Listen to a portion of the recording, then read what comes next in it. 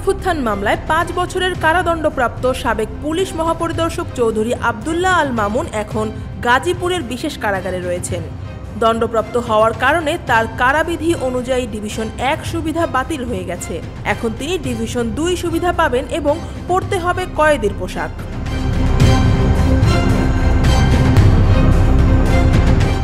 কারা মহাপরিদর্শক brigadier general Syed Motaher Hossain জানিয়েছেন, division ১ সুবিধা থাকা কোনো বন্দী সাজাপ্রাপ্ত হলে স্বয়ংক্রিয়ভাবে তাকে ডিভিশন ২-তে স্থানান্তর করতে হয়।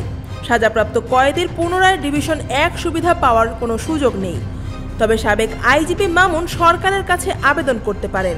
অনুমোদন মিললে ডিভিশন সুবিধা বজায় থাকবে, না হলে সাধারণ কয়েদি হিসেবে থাকা হবে।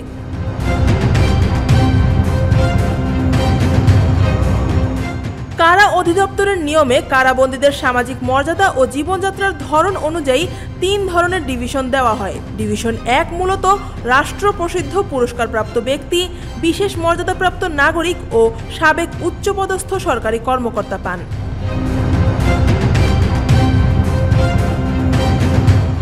অন্য উচ্চমানের বন্দীদের সামাজিক মর্যাদা, শিক্ষা ও অভ্যাস বিবেচনা করে ডিভিশন ২ দেওয়া হয়। সাবেক পুলিশ মহাপরিদর্শক চৌধুরী আব্দুল্লাহ আল মামুনের বিরুদ্ধে এখন পর্যন্ত দেশের বিভিন্ন থানা ও আদালতে ১৫০'র বেশি মামলা রয়েছে।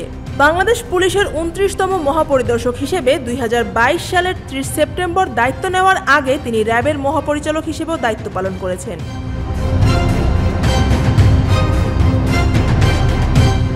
২০২৪ সালের ৪ সেপ্টেম্বর তাকে গ্রেফতার করা হয়।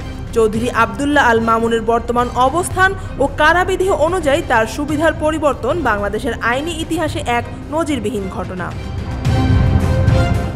News desk, Dhaka watch.